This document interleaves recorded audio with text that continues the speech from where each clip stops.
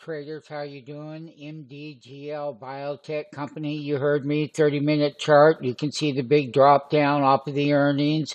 We already knew that they were going to have a problem.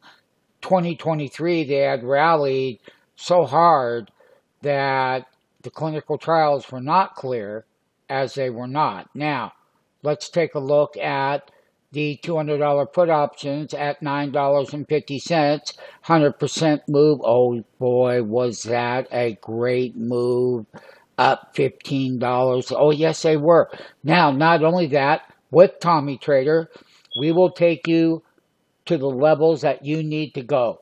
And that's exactly what we'll do, because we're going to provide the entry, the exit, and the stop, all the trade management that people ignore that keeps you in the game, and that it does. Once again, we're happy. TurboOptionTrading.com. Check out the new website. Use all the features.